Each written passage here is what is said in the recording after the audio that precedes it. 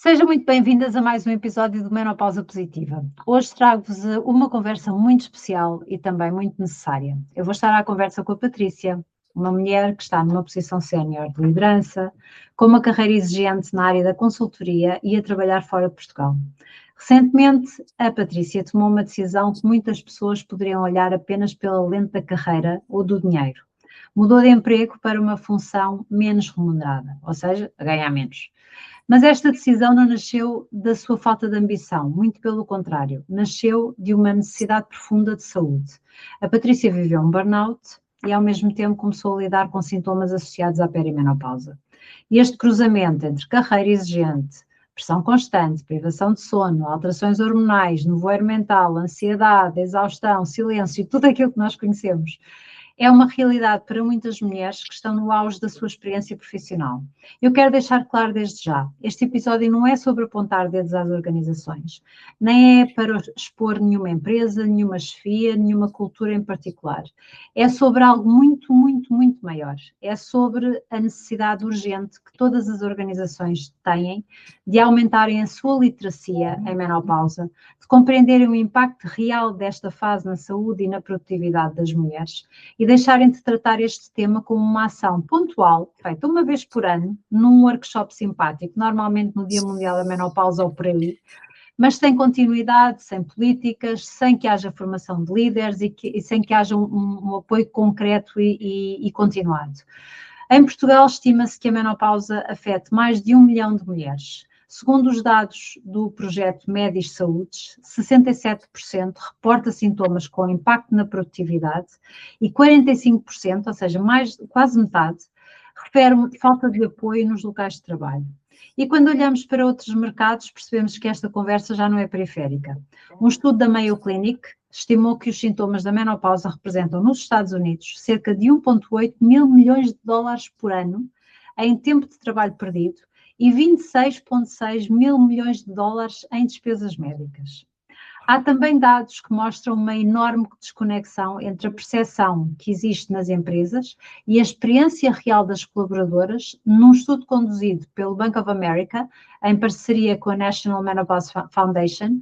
76% das responsáveis de benefícios em recursos humanos, portanto, aquelas pessoas que estudam quais são os benefícios a dar aos colaboradores, diziam falar sobre a menopausa com as colaboradoras, mas apenas 3% das mulheres afirmava ter tido essa conversa, portanto há aqui qualquer coisa que não joga. E talvez um dos dados mais inquietantes seja este. No Reino Unido, que é um dos países na Europa mais desenvolvidos nestes temas, a Fawcett Society encontrou que uma em cada 10 mulheres que trabalharam durante a menopausa deixou o seu emprego por causa dos sintomas e 8 em cada 10 disseram que o empregador não oferecia qualquer apoio. Estes números não existem para dramatizar, existem sim para nos obrigar a olhar para uma realidade que tem estado invisível durante demasiado tempo. Porque a menopausa não é nenhuma pausa na competência, não é o fim da ambição nem uma perda de valor profissional, mas pode sim tornar-se um fator de risco para burnout, perda de confiança, absentismo, presentismo, desistência de promoções e saída precoce de mulheres altamente qualificadas, se as empresas continuarem sem uma resposta estruturada. No meu primeiro livro, eu digo muitas vezes que a menopausa não tem de ser nenhuma pausa. Pode ser uma nova primavera da vida. Eu sei que isto é um bocadinho literário, mas faz todo o sentido. Tem de haver informação, estratégia, autocuidado e apoio adequado. Hoje, com a Patrícia, que esta introdução já vai longa, vamos falar precisamente sobre isto. O que acontece quando uma mulher sénior, competente e comprometida chega ao seu limite? O que poderia ter feito diferença e como é que as empresas podem passar de boas intenções para programas reais de apoio? Patrícia, muitíssimo obrigada por estares aqui connosco e por aceitares trazer esta conversa com tanta honestidade e generosidade. Portanto, Patrícia, bem-vinda, antes de mais. Muito obrigada. Em primeiro lugar, eu é que quero agradecer. Obrigada por esta oportunidade, Luísa. Olha essa. Para quem nos está a ouvir e que não te conhece, gostava que começasses por nos contar um bocadinho do teu percurso profissional. Que tipo de funções tinhas, em que contexto trabalhavas, como era e é o teu nível de responsabilidade? Claro, muito obrigada. Então, eu sou advogada, especializada na área tributária, tenho mais de 2 décadas, estava a fazer as contas no outro dia e são 26 anos já, de carreira, em vários países, ou responsável por vários países, principalmente em África, em grandes projetos na área de oil and gas ou na área petrolífera, mineira, etc. E liderei várias equipas de diversas competências, e sempre tive, eu costumo sempre dizer que a minha carreira sempre foi o meu porto seguro, foi onde eu sempre senti que grande parte da minha identidade como pessoa e como mulher estava garantida, digamos assim, e confiada. Um, Nos últimos anos fiz uma transição de volta à consultoria de alto nível, onde a pressão e os deadlines e a gestão financeira do negócio são mais exigentes. O que é um movimento normal para os homens e para as mulheres nestas fases da carreira e com estas idades chegarem a estas posições. Portanto, nada de errado com isso, até ao momento em que me comecei a sentir não tão feliz com esse processo. Ok.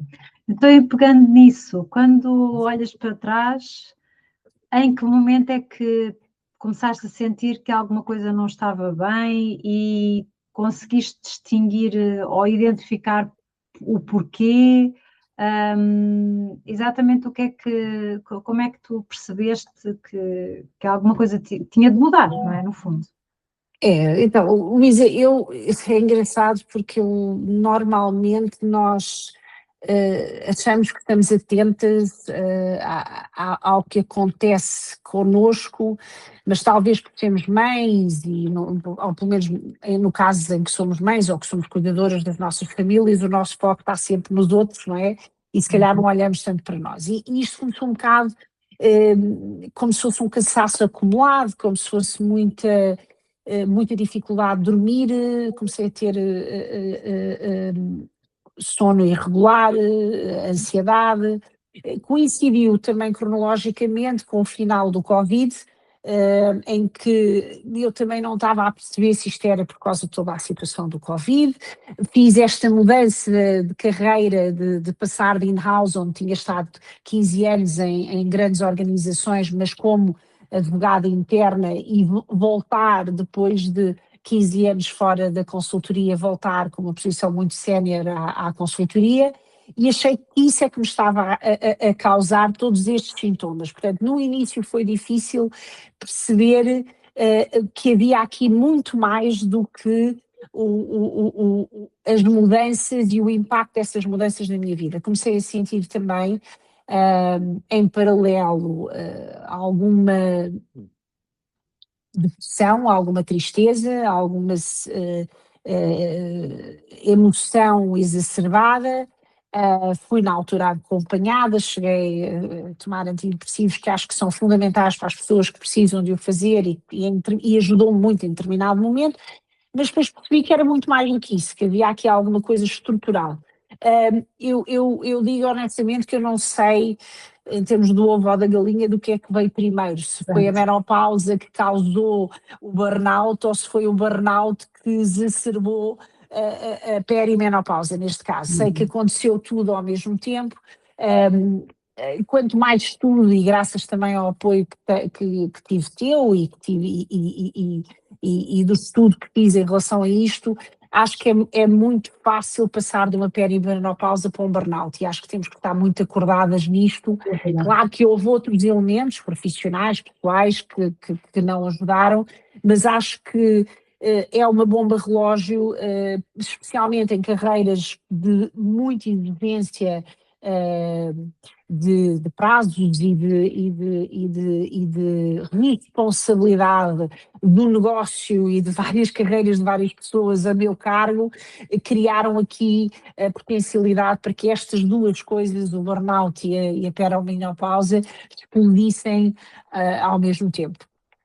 Sim, Acho que sim. e é verdade que provavelmente houve aí uma autopotenciação das duas coisas, porque é verdade que nós sabemos que altos níveis de stress provocam alterações ou exacerbações no declínio hormonal. Sabemos que mulheres com vidas muito ativas, muito estressadas, tendencialmente entram em processo de perimenopausa mais cedo, portanto, todas essas convulsões e alterações próprias de uma carreira tão intensa, com certeza que lá está, o ovo ou a galinha, o que é que terá aparecido primeiro, mas certeza que houve corresponsabilidade de umas e de outras.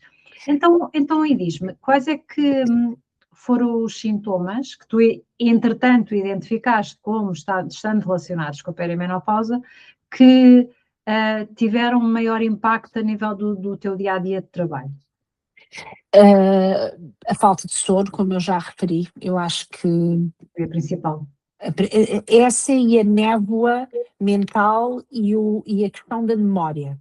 Eu sempre fui uma pessoa muito feliz por comunicar, sempre fui muito comunicadora, sempre fiz, e comecei a chegar a um ponto em que eu não me conseguia expressar, em que me davam brancas a todo o tempo, em reuniões, em apresentações, a boards, em reuniões de alto nível com o governo, em várias jurisdições, e em que me dava uma total névoa mental, o que não vinha de falta de conhecimento técnico nem de experiência. Portanto, eu não conseguia perceber porque é que a determinados momentos me falhava completamente o discurso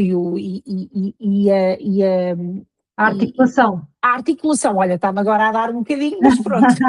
Acontece A articulação. Claro que eu estava a falar numa fase em que eu não estava a fazer reposição hormonal, não tinha este conhecimento, eu não estava a fazer suplementação. Aquilo que falam da tortura, da insónia, existe mesmo, portanto, nós temos mesmo um impacto físico grave da falta de sono. Mas esta névoa mental era muito mais do que a falta de sono, era mesmo um total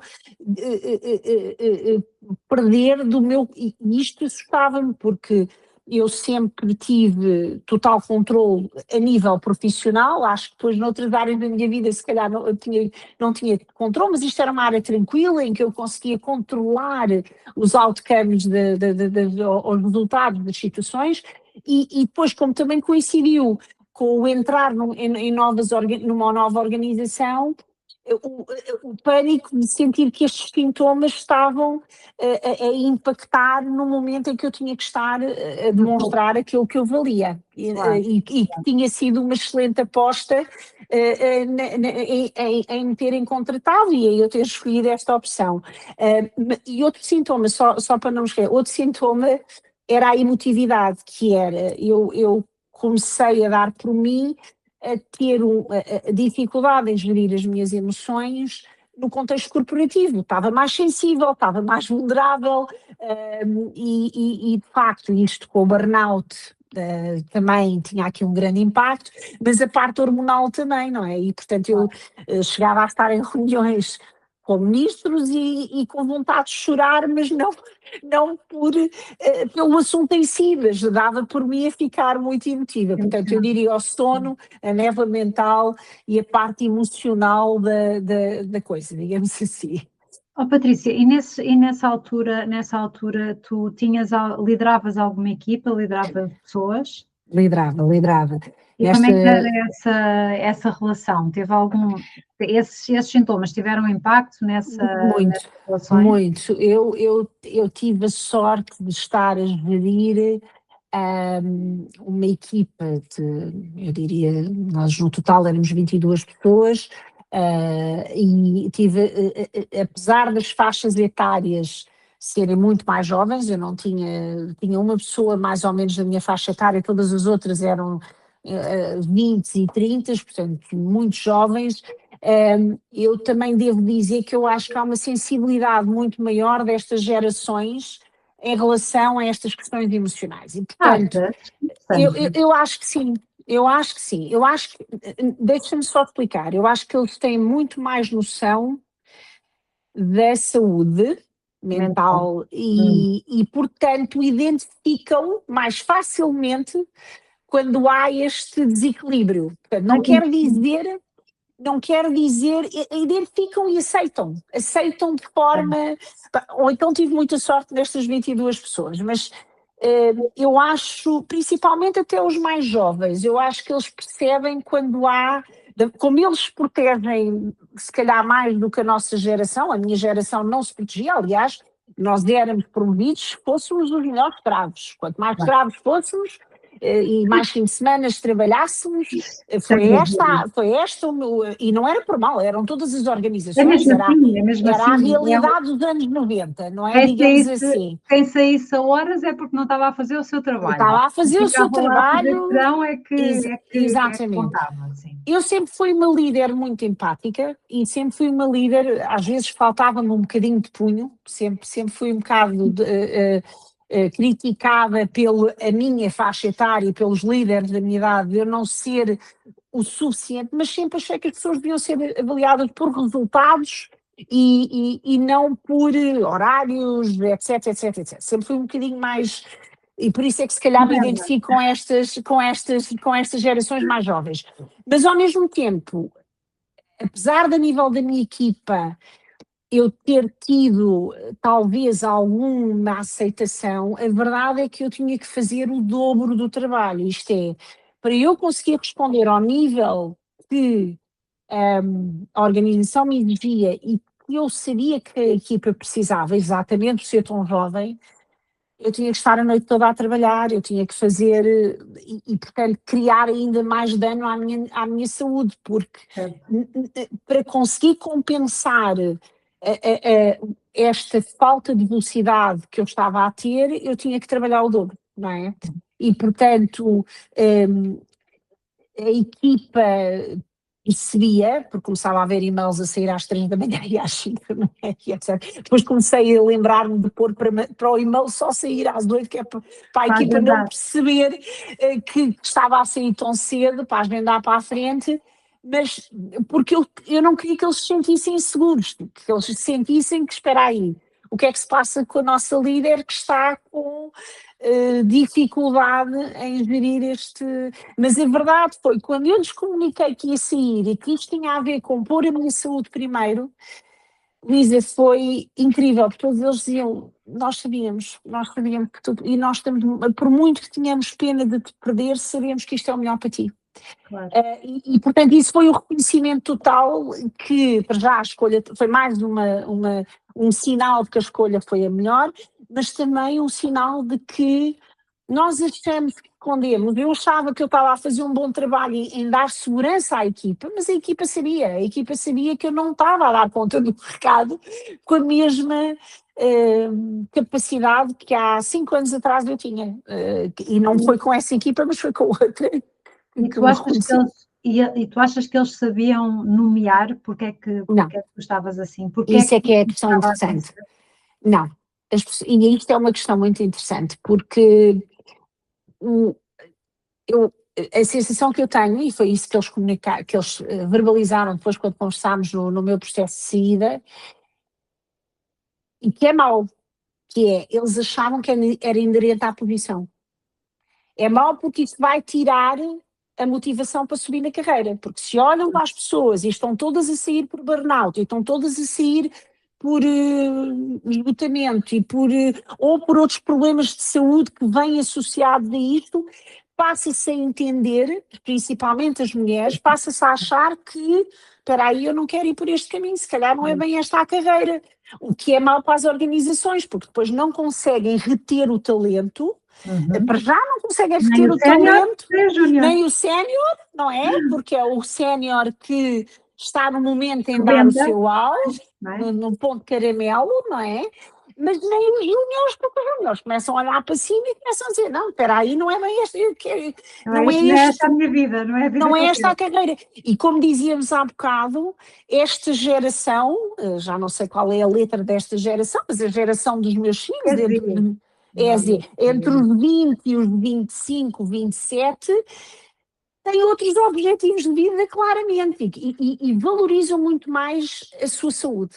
Sim, sim, sem dúvida. Mental, física, a todos os níveis. E, portanto, há que pensar também em como se vai cativar esta juventude se elas olham para cima e veem, especialmente as mulheres, e veem quem elas queriam ser ou quem elas gostariam de ser, a fazer estas opções como eu tive que fazer, porque de facto há outra coisa que falou mais alto, que foi a minha saúde. Claro. Ó Patrícia, diz-me uma coisa, tu já referiste que tentaste esconder para a tua equipa. Também o fizeste para os teus superiores? Claro, claro, Era para toda a durante gente. algum tempo, não, claro, e não, não havia espaço seguro para partilhar. Eu é que, por ter sido sempre extremamente exigente comigo própria, a nível profissional, por ter investido tanto em minha carreira e na minha formação, nos momentos mestrados, pós-graduações, etc., eh, achava que seria um falhar eu ter que admitir que não estava a conseguir dar a resposta que sempre dei e que sempre consegui dar com tranquilidade e com muita paixão pelo trabalho que estava a fazer. E demorou um pouco chegar à conclusão que não, eu tenho que partilhar isto e pronto, e depois partilhei e ainda se tentou fazer aqui algum processo, mas eu percebi que não chegava, porque de facto eu precisava tomar medidas urgentes em relação à minha saúde e isso implicava eu fazer uma mudança, mas fui responsável por achar que o partilhar a minha incapacidade, que hoje sei que não era incapacidade e que era todo um processo eh, hormonal e físico que estava-me a acontecer, partilhar essa incapacidade, porque nem eu entendia porque é que eu estava a ter esta incapacidade, não havia uma razão específica para eu não conseguir realizar o meu trabalho com a mesma força e capacidade que sempre o tinha feito. Então, agora deixa-me só fazer aqui um pequeno à parte. Tu achas que se nas organizações por onde passaste e tivesse existido uma pessoa que eu chamo uma aliada da menopausa, que é uma pessoa que não é médico, não é farmacêutico, não é profissional de saúde, não é nada, mas que está educada para este tema da menopausa, que consegue identificar os colaboradores que eventualmente possam estar a passar por estes desafios, que no Reino Unido usa-se muito o termo menopause champion, mas eu não gosto particularmente. Por isso é que gosto mais do aliado da menopausa. Achas que se nas organizações, nas por onde passaste ou noutras quaisquer, existisse esta figura, alguém poderia ter identificado esses sintomas e ter sido outra pessoa a ir ter contigo e dizer-te, olha, eu acho que tu estás assim. Achas que pode ser? Acho que sim, até acho que seria como é que eu ia explicar isto? Eu até acho que seria um bom, uma boa solução, não só para a pessoa vir ter comigo, mas para eu sentir que tenho um espaço seguro para ir conversar com alguém e se calhar trocar aqui um bocadinho de ideias, porque o impacto da menopausa, normalmente daquilo que nós lemos, ou quando há pouca informação ainda, é muito físico. Ninguém ou pouca gente fala do impacto psicológico e do impacto profissional por inerência. E, portanto, eu acho que se houvesse esse tipo de. E acho que aqui há duas coisas, e já começa a haver um bocadinho a nível de saúde mental, mas também não é ainda o que se pretende. Mas acho que estes dois fatores são políticos. Portanto, um aliado da menopausa e um aliado da saúde mental que identifica na equipa como um todo, e aí não só nas mulheres nesta idade, as questões de saúde mental que às vezes têm que ter, porque, Luís, é onde nós passamos o nosso tempo todo, do nosso dia a dia. Sem dúvida. Os nossos colegas conhecem-se muito melhor e, inclusivamente, poderia haver um espaço seguro para alguém da minha equipa ir ter com esse aliado em menopausa e dizer, epá, vejam lá se conversam ali um bocadinho com a Patrícia, pode ser que ela possa haver aqui alguma coisa, até do ponto de vista de haver aqui um espaço seguro em que, independentemente da iniciativa ser minha ou ser desta pessoa, mas que se pudesse haver aqui uma troca de ideias, mas na perspectiva profissional, e não necessariamente eu ir a um especialista de menopausa, que isso eu posso sempre depois ir, mas é perceber e quais são, e essa pessoa se calhar ajudar a ver, olha, vamos aqui perceber qual é o plano que nós podemos implementar para reduzir, se calhar, o teu nível de responsabilidade em certas áreas, ou vamos delegar, ou vamos criar aqui, vamos pôr-te aqui mais duas pessoas a ajudar, por exemplo, nas tarefas mais administrativas, nas tarefas mais que se calhar te desgastam, e vamos-te aproveitar e tu focas todo o teu tempo naquilo em que de facto tu trazes uma mais-valia para a organização, não é? Ou na gestão da equipa, pomos-te alguém a fazer, ou pomos um parceiro do RH a ajudar-te na gestão da equipa, porque eu acho que é um bocadinho isto, e tu falavas há bocado de não ser uma pausa e de ser uma primavera. É exatamente isto, porque eu hoje sinto que estou muito mais expert do que alguma vez tive. Foi preciso dar aqui um compasso de espera, é dar aqui um bocadinho de tempo ao meu corpo e à minha mente para se chegarem à nova realidade hormonal que eu vivo, à nova realidade. E foi só, e é um bocado isso, é dar aqui um bocadinho de apoio no momento em que a mulher precisa. Porque sabemos que depois o nosso corpo, mas o nosso corpo é extremamente. E não, e depois também já estou a fazer a terapia hormonal, já estou a fazer suplementação, já estou a fazer 300 mil coisas, portanto já estou muito mais capacitada, mas agora também quero outra coisa, quero pôr a minha saúde em primeiro lugar e, portanto, não vou voltar atrás na decisão que tomei. Quero e por isso é que te agradeço tanto este convite, porque eu quero é que as mulheres que se calhar ainda não estão lá e que se calhar ainda vão a tempo, e mesmo as que estão, mas que percebam que não estão a fazer nada de mal, que não perderam a sua competência de repente, não acordaram e deixaram de ser as profissionais magníficas que sempre foram, mas que precisam de ouvir o corpo, ouvir a sua saúde e se calhar reposicionar-se profissionalmente até conseguirem chegar a um ponto que se calhar voltam a essas velocidades. Eu não quero voltar mais a essas velocidades, fiz uma escolha de vida e sinto que agora estou muito mais benéfica e produtiva se tiver menos responsabilidade. E ter menos responsabilidade não é mau, é bom, é mesmo bom. E não é falhar, e não é perder a missão, é dar valor à minha competência, naquilo que a minha competência precisa. Mas acho que ajudaria, sim, ajudaria. Eu acho que ajudaria, acho que temos que pôr essas questões em cima da mesa e começar a falar delas e, acima de tudo, agir sobre elas. Sim, e também é importante também que as pessoas percebam que estes aliados da menopausa ou aliadas da menopausa não precisam de saber detalhes íntimos nem detalhes clínicos da pessoa, só precisam de saber de que forma é que esta sintomatologia está a impactar ou não o trabalho e o que é que podemos fazer para adaptar aquilo que é preciso ser adaptado para tu continuares a dar o teu melhor e estás no topo do teu jogo, não é? Exatamente.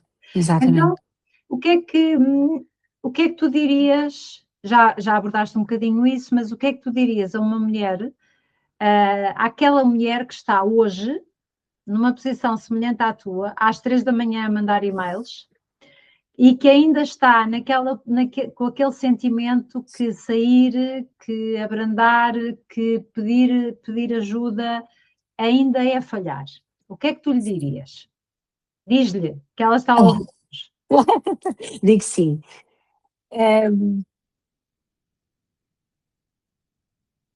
A tua saúde é a tua prioridade. Eu sei que é clichê dizer isto, mas a simbologia da máscara de oxigênio no avião, pôr a máscara primeiro a nós, Faz todo o sentido. antes de pôr aos outros, faz todo o sentido. Para nós nos sentirmos mulheres completas, para sermos boas depois, completas, boas mães, boas mulheres, boas amigas, boas mulheres sozinhas, boas tudo. E ainda lindas de saltos altos. Lindas de saltos altos, exatamente. Apesar de que eu agora passei para as sapatilhas e já não volto aos saltos altos. Também já não dou para esse Já não dou para esse peditório. Mas para nós sermos isso tudo, e sermos isso tudo, na medida que acharmos que é necessário,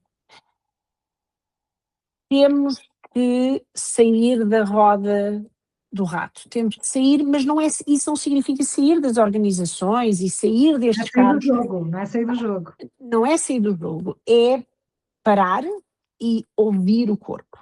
Ouvir o corpo, mas ouvir o corpo de forma cruelmente honesta, sem o filtro de o que é que os outros vão pensar, porque no fundo existe, em todas nós existe, sem o filtro de mas eu investi tanto nisto, eu dei tanto financeiramente, eu tirei tanto tempo aos meus filhos, esta carreira foi construída a pagar um preço tão alto e agora vou mudar a minha carreira, vou fazer menos, vou pedir ajuda dentro do sítio onde estou e vou dizer tirem-me responsabilidade ou mudem a responsabilidade que eu tenho. Isto é uma conversa muito difícil connosco próprios. Nós somos o nosso maior julgador e, portanto, eu digo a esta mulher tem esta conversa porque é o maior ato de amor próprio, o maior ato de compaixão connosco. É olharmos para dentro e percebermos o que é realmente importante nesse momento. Isto não quer dizer que daqui a um ano, daqui a 2, outra coisa vai ser importante. É agora.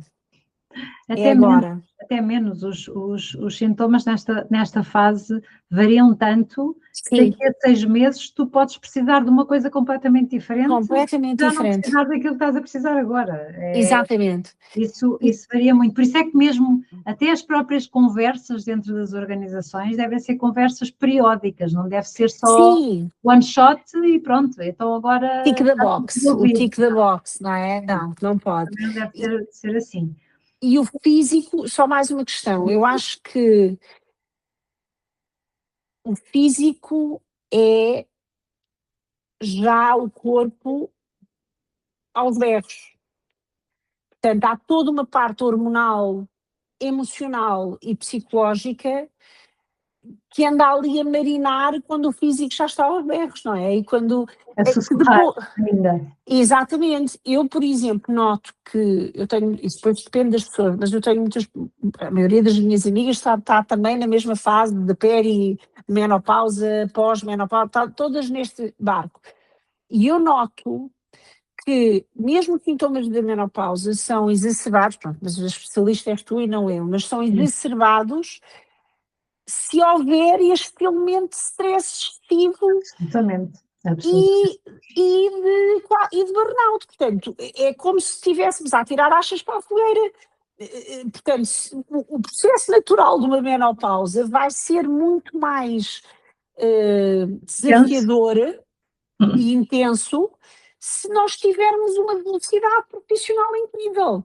E nós estamos a dizer, o que eu estou a dizer é, olha, por acaso coincidem mais ou menos na mesma altura da nossa vida. Não há nada a fazer, é o que vai acontecer provavelmente. Agora, para não chegarmos a um burnout ou uma situação que nos incapacita a sério, vamos estar um passo atrás, vamos olhar e vamos reestruturar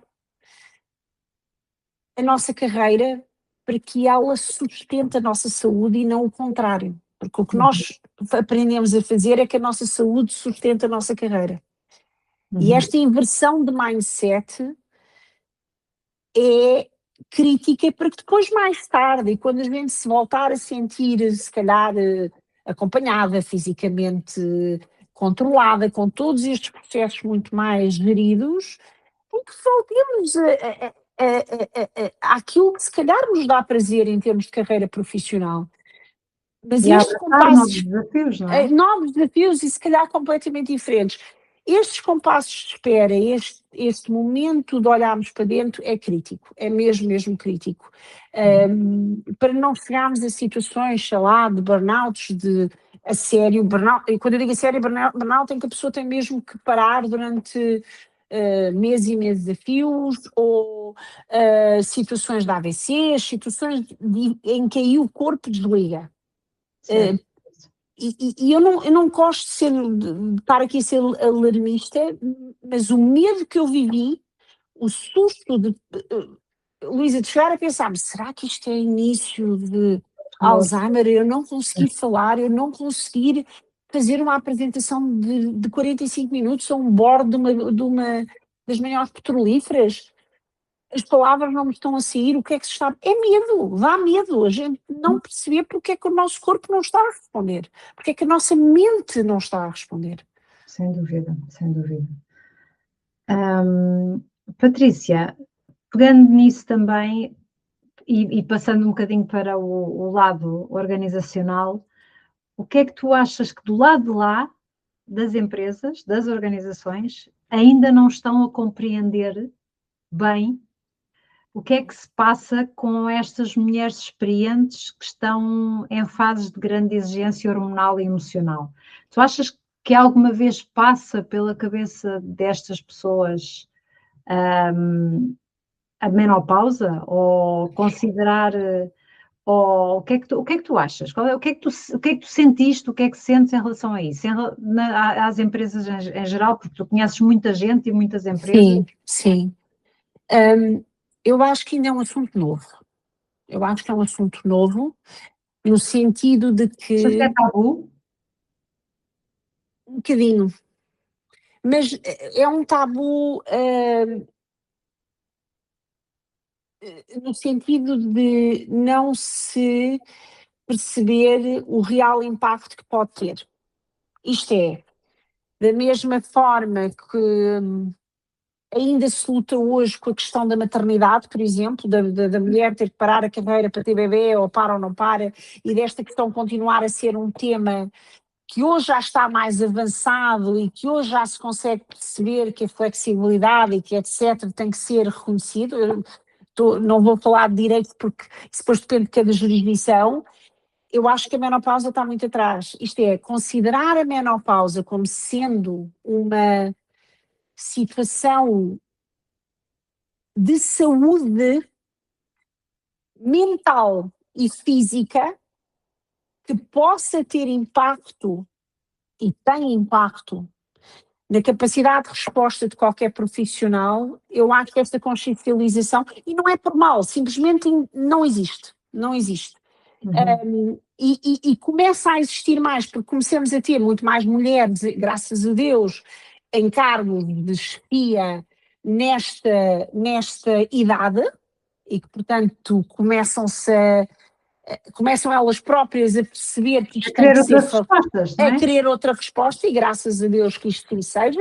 E eu de facto reportava a mulheres também que começavam a ter este tipo de conversas nas organizações e começavam a dizer, não, vamos lá ver se a gente não perde o talento assim.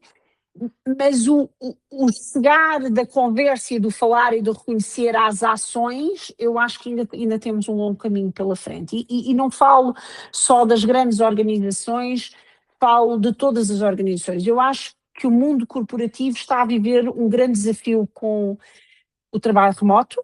Este é a grande adaptação que estão a ter que fazer e estão a ter que perceber que essa realidade não volta atrás, não é? E acho que tem que haver uma adaptação a isto. Da mesma forma, tem que haver um reconhecimento que a menopausa é efetivamente algo que tem que ser considerado da mesma forma que a saúde mental. A saúde mental é homens e mulheres, não é?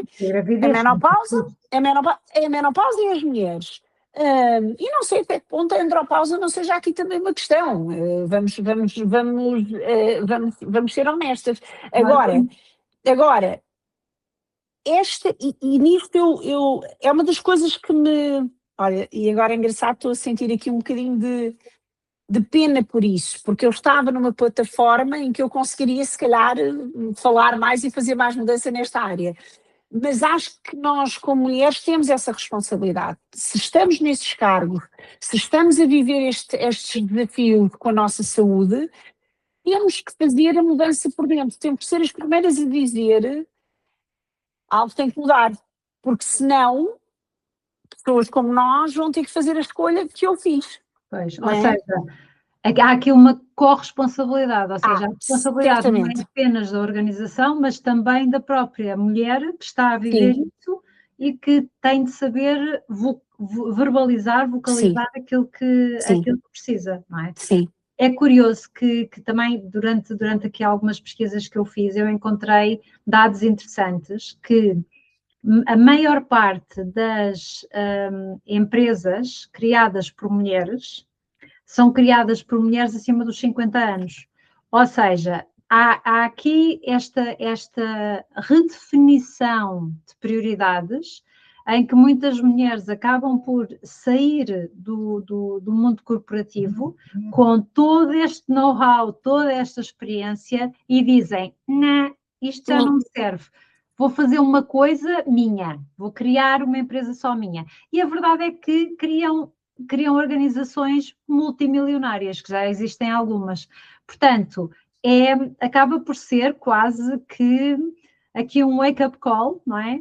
Para as empresas, atenção, está a haver uma sangria de mulheres experientes que estão a sair das vossas organizações para depois serem vossas concorrentes.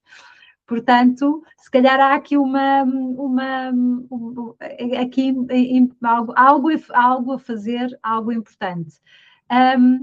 O que é que tu achas que uma empresa, uma organização pode ganhar da tua experiência particular e também das reflexões que tenhas feito? O que é que uma empresa ganha quando cria condições para que essa mulher, em vez de sair e dizer vou à minha vida, permaneça, continua a contribuir e continua a liderar de forma saudável e sempre com o tal engagement e amor à camisola pela empresa que sempre teve e que quer continuar a ter. O que é que achas que uma empresa ganha? Desde logo, eu diria, pelo menos para mim é crítico, que é transferência de know-how. Uma mulher que está nesta fase consegue formar excelentemente os profissionais da amanhã. Portanto, retém-se o talento dentro da empresa e transfere-se para a equipa abaixo. A transferência deste legado. E isto é crítico, porque a saída dessa profissional nesse ponto de carreira não é só a perda do trabalho que ela própria faz e da receita que ela gera, que ela vai gerar para a empresa. É a formação que ela está diariamente a dar, on the job, não é formal em termos de curso, a toda uma equipa, ok? A segunda questão é esta que eu falei há bocadinho, principalmente das mulheres olharem e dizerem, não é isto que eu quero. E, portanto, cada vez mais e principalmente com gerações que são muito mais difíceis de reter já por natureza, ter aqui um elemento em que se percebe que não há uma adaptação a reter aquela mulher naquela carreira, naquele ponto, pode ter um efeito negativo em relação ao resto da equipa, como mais eu dizia no início. Não é? Ou mais seja, estabilizador. Pode ser como que um elemento agregador daquela equipa. Sim, e de perceber, por exemplo, as raparigas com 27, 28 anos da minha equipa, quando eu saí disseram, pois eu estou a ver que não vou continuar até aí, eu não quero porque eu não quero passar pelo que tu passaste. Certo. E depois, acho que, em último caso, estas mulheres nestas idades têm, ou nestas fases das suas vidas, têm um know-how acumulado e têm uma experiência acumulada que é cada vez mais difícil encontrar no mercado. Porquê? Exatamente pelo que tu falaste, porque muitas mulheres chegam a uma determinada idade e fazem um salto para criar os seus negócios. o que é ótimo e que nós queremos também que haja imenso empreendedorismo. Mas isso significa que começa a haver cada vez menos mulheres disponíveis para assumir essas posições de topo nas carreiras corporativas, Claro. certo? Uhum. Portanto, há que pensar em como as reter para que elas não façam, muito antes deste processo começar a perceber, espera aí, onde é que ela nos traz mais valor? Então, se calhar, vamos tirar aqui, no meu caso, vamos tirar a parte muito administrativa de gestão, vamos tirar e vamos pôr a Patrícia só a fazer isto, que é isto que a Patrícia faz super bem, é onde ela traz mais rentabilidade à empresa e nós vamos criar uma estrutura de apoio para as outras coisas, para ela não ter que... Por exemplo, sim. Eu estou a dar um exemplo daquilo que eu senti, mas podia ser outra questão qualquer. No caso, Patrícia, por exemplo, no caso de uma mulher, para falar de outro tipo de contextos, no caso de uma mulher que trabalha com uma farda ou que trabalha numa linha de produção, às vezes só mudar o material com que a farda é feita, totalmente, ou permitir-lhe que ela tenha várias mudas de farda durante o dia, sim. Isso seria outra medida, ou seja, as medidas têm de ser sempre ajustadas à pessoa, posição e à pessoa, mas têm de existir, não se pode fingir que não existe, que não está a acontecer nada, não é? No fundo, tapar o sol com a peneira, que não é? Como costuma dizer.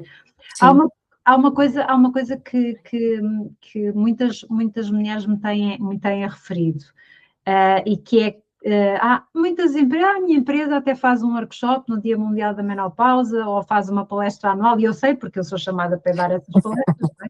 Portanto, eu sei, e então a empresa faz ali o tal check, já cumpri aquilo que tinha a dar para este tema.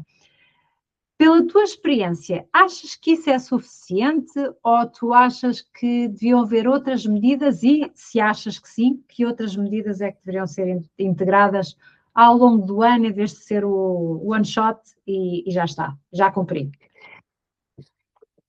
Claramente que não é suficiente. Eu até diria que o ponto aqui, e depois isto depende da organização para organização e que autonomia a organização tem. Portanto, há organizações que estão inseridas em networks internacionais e que às vezes é um bocadinho mais difícil de fazer alterações políticas internas. Sim, às vezes é mais fácil numa PME, sim, numa PME,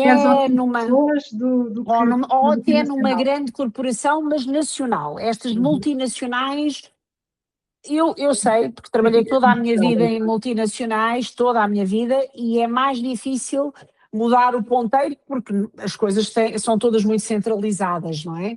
Mas há coisas que se conseguem fazer a nível local sem ter que pedir autorização e sem ter que mudar toda a estrutura, que é um bocadinho esta questão de avaliar as pessoas caso a caso. Por exemplo, ter uma conversa anual com as pessoas, com as mulheres que estão, mas one on one, com esta, por exemplo, como é que tu chamaste, Alliance, aliada da menopausa, chamar a aliada, em vez de ser um workshop em que estamos todas a olhar para o ecrã e a ver-te a falar e tomar notinhas, mas não, permitir que tu tenhas sessões one on one com as mulheres. E depois tu dás o feedback um bocadinho. Não, isto não estou a falar de questões confidenciais, estou a dizer dás do feedback ou não dás tu ajudas as pessoas a construir um programa de carreira ou uma alteração de carreira, a dizer, olha, na realidade aqui há a questão do sono, há aqui a questão disto, há a questão daquilo, vamos fazer isto, vamos fazer aquilo outro, porque às vezes é um bocadinho isto, ir a um médico é muito bom, mas é muito médico, é muito físico, é muito exames médicos, vou dar aqui uns suplementos, não é isso, é alguém que me ouça e que me diga, sim, eu percebo que tu tens estes problemas em termos de gestão de tempo, de gestão de sono, de gestão de cansaço, de gestão de exaustão, de gestão emocional, etc. Vamos lá construir juntos. E vamos fazer uma ou duas, três sessões contigo, com essa aliada, mas tu aí tens de conhecer qual é o meu job description, quais são as minhas responsabilidades. E vamos construir juntas um programa de apoio a estas pessoas. E assim, não é necessariamente a mulher que já está nesta posição, etc. Não, para mim tem que ser até ao middle management, que diria que é as mulheres com menos 5 anos, pelo menos, da efetiva onset da menopausa, que é para elas estarem melhor preparadas, para elas perceberem que isto vem e que têm que estar atentas aos sintomas e que se calhar vai coincidir com o auge da carreira delas e como é que elas podem navegar este tempo. Acho que sessões do one-on-one seria definitivamente uma medida muito mais eficaz do que os tais workshops. E ter um pacote de algumas sessões em que as pessoas falavam e construíam um fit for purpose para aquela mulher daquela organização, seja a mulher que está, como tu dizes, a fazer o trabalho numa fábrica, numa linha, ou seja a mulher que está a liderar um board of directors, um conselho de administração e que precisa ter este apoio. Hoje em dia usa-se muito os coaches e eu cheguei à conclusão, depois de usar 2 coaches profissionais, business coaches, que não era por ali, porque a minha questão era muito mais física e muito mais emocional e não era estratégica e de definição de carreira. Mas foi preciso passar por eles para perceber que o que eu precisava era de outra coisa. Precisavas de um restart. De um restart. Mas acho que há muito que tem que ser feito para além dos workshops. Acho que sem descurar os workshops, são importantes porque ao menos fala-se do assunto e começa-se a ter Abre-se a conversa, não é? Abre-se a conversa, mas não chega, chega. E tem-se mesmo que investir, as empresas têm que investir no bem-estar físico e emocional das mulheres que têm nesta faixa e nestas situações, para não perder este talento e para não perder todo o benefício que é ter estas profissionais em auge de carreira. Muito bem. Patrícia, nós não falámos muito aqui na questão dos homens, em particular, mas a verdade é que a grande maioria das lideranças ainda são no masculino, não é? Que papel é que achas que devem ter os homens, não é? Sendo homens, os colegas, quer nestes homens sendo líderes, sejam eles colegas ao mesmo nível, o que é que achas que eles devem fazer, devem ser ajudados? O que é que opinas? Em primeiro lugar, acho que esta questão, e por isso é que os workshops continuam a ser um bocadinho importantes, mas era preciso que eles participassem também. Pois, eu faço sempre isso. Eu quando tenho algum organizado, ando sempre a perguntar lá à organização, então, já temos homens inscritos? Já temos homens inscritos? Que eu quando tenho homens inscritos fico muito feliz. Não, porque isto também é uma questão interessante, porque vai ajudá-los também na sua vida pessoal, certamente, não é? Com as suas companheiras, com as suas... Todos, da mesma forma que todos nós temos homens nas nossas vidas, ou mulheres, dependendo de quais são as nossas vontades. Mas o que eu estou aqui a dizer é, os homens vão também ter a vida deles facilitada, e é isso que o shift tem que ser, se eles tiverem conhecimento disto, e se eles perceberem que não é que a Patrícia deu um piripaque na cabeça e que agora está aos berros numa reunião. Não, há todo um enquadramento, há a falta de sono, há o fogo mental, há isso. E é incrível, Luísa, o quanto eles às vezes têm mais interesse do que a gente lhes dá, do que nós damos Eles às vezes têm medo de perguntar. E depois de saber o que fazer. Portanto, porque muitas vezes eles ficam a saber o que é, mas depois não sabem ajudar. E eu lembro-me que eu tinha ao meu braço direito um rapaz sei lá, eu chamo-lhe rapaz, mas ele já tem para aí 42, e ele dizia-me, o que é que eu posso fazer para ajudar? Como é que eu posso ajudar? Mas a verdade é que nem eu sabia. Como é que eu... Não é? Portanto, muitas vezes tem que haver também aqui estas sessões de esclarecimento e de como ajudar. O que é importante? O que é que ajuda e o que é que não ajuda? O que é que não ajuda? O que é que não ajuda?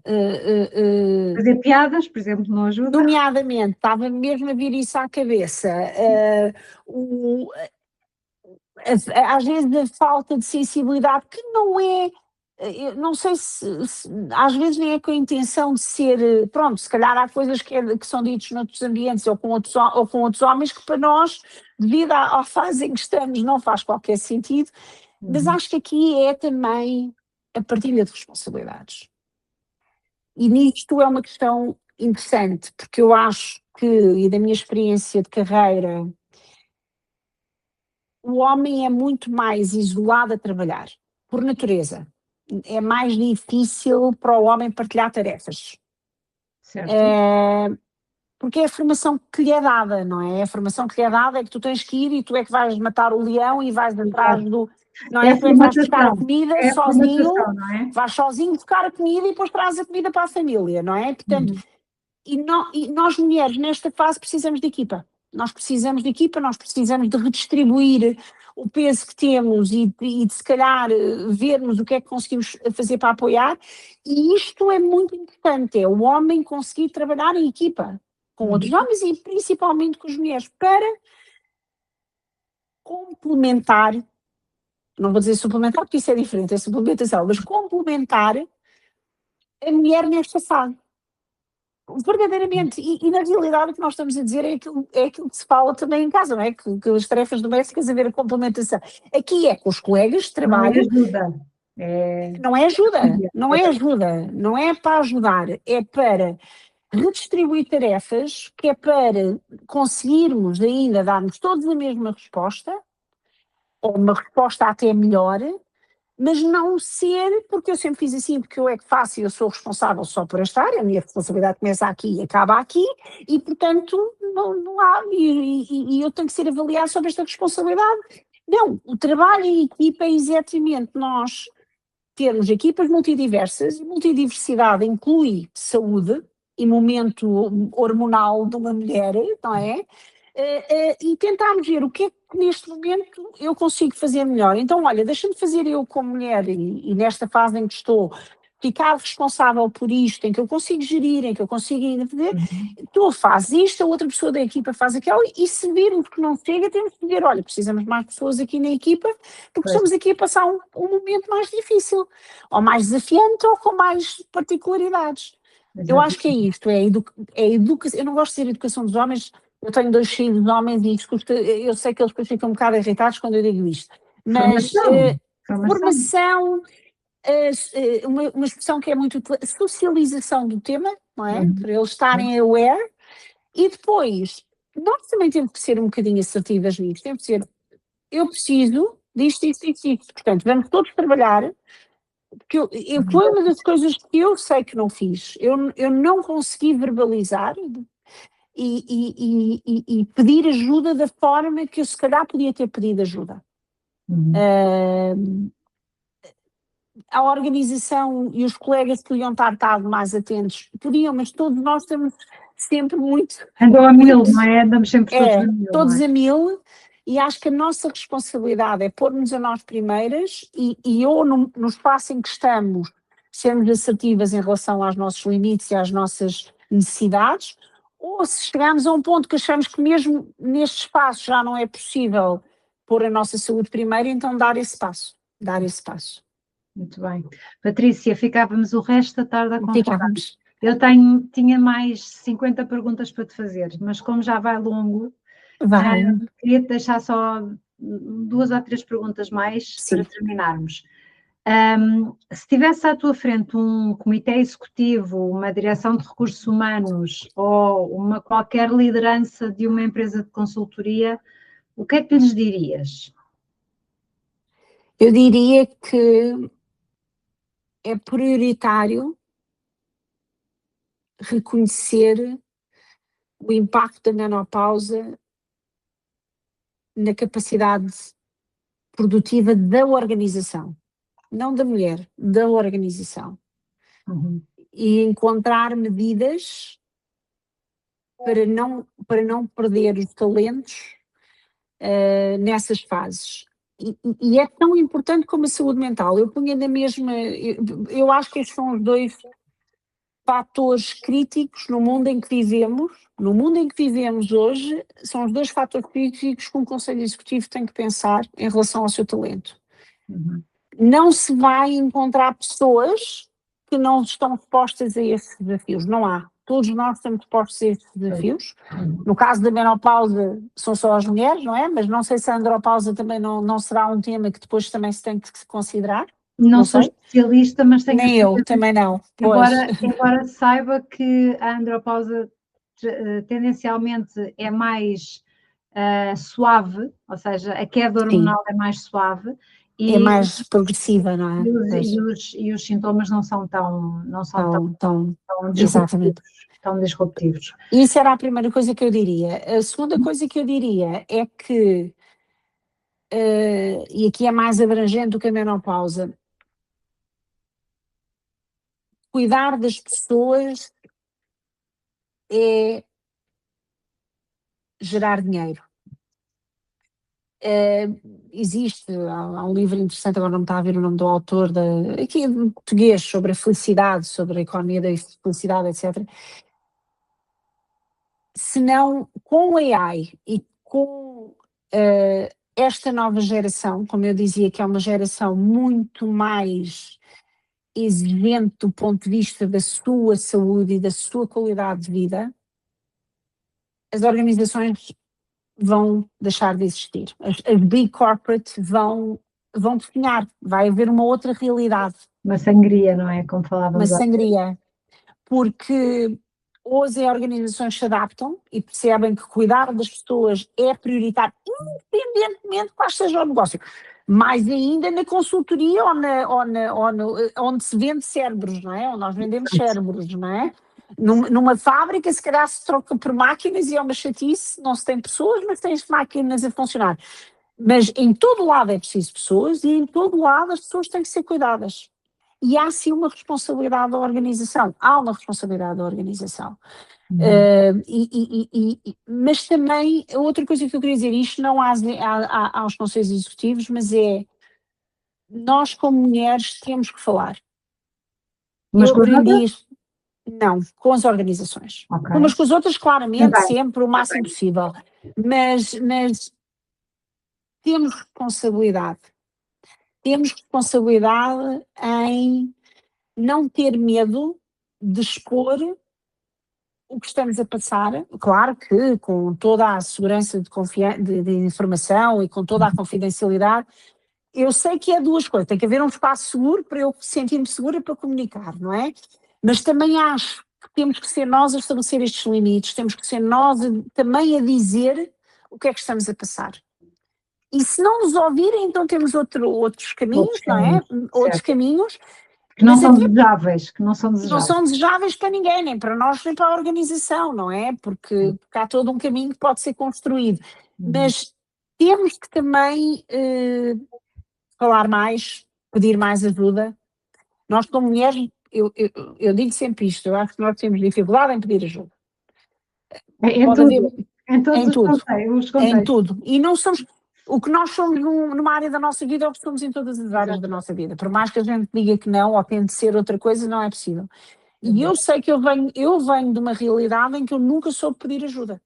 É muito difícil para mim pedir ajuda. Eu acho que é cultural. É cultural, eu acho que é cultural. Nós somos ensinadas a cuidar de tudo e de todos. E a sermos heroínas, e a sermos multitaskers, e etc. Exato. Já está mais do que provado que o multitasking não traz benefícios nenhum. Nada, nenhum. Portanto, era isso, sim. Olha, enquanto estive a ouvir, é assim, quase que isto encaixa completamente em todas as razões pelas quais eu criei o meu programa, o Menopause Inclusive Workplace, porque, tal como tu disseste, as empresas não precisam apenas de falar sobre a menopausa, é preciso criar ambientes onde a mulher não tenha de escolher entre a sua carreira e a sua saúde. Portanto, este programa é um programa corporativo de bem-estar, desenhado para ajudar as empresas a passarem da sensibilização pontual, do tal workshop anual, para uma resposta estruturada e contínua. Na minha abordagem, aquilo que eu tento fazer é começar por aumentar a literacia, porque lá está, temos de começar a conversa por algum lado, não é?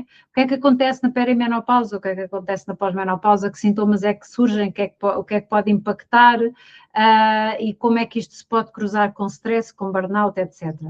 Mas este programa que eu tenho criado não se fica por um workshop, ok?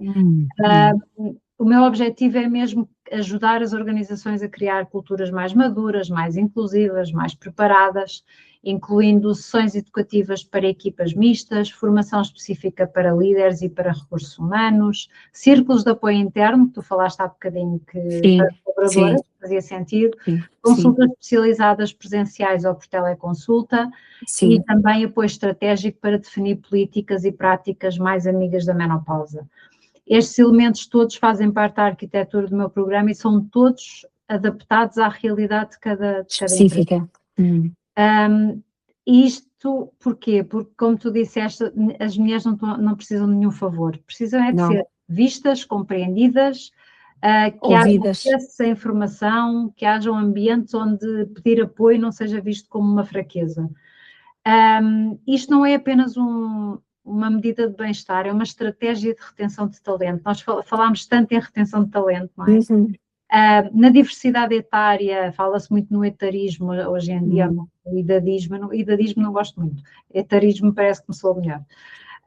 Na equidade de género, na liderança sustentável, portanto, se as empresas já investem em parentalidade, em saúde mental, embora ainda, como disseste, de uma forma um bocadinho incipiente, na prevenção do burnout e da inclusão, então a menopausa tem de fazer parte desta conversa, porque nós vamos trabalhar cada vez mais mulheres e cada vez até mais tarde. Portanto, isto é uma fase natural da vida de metade da população e é uma fase em que muitas mulheres atravessam exatamente quando estão no topo das suas carreiras. Portanto, é um bocadinho, mais uma vez, tapar o sol com a peneira, continuar a ignorar que isto existe.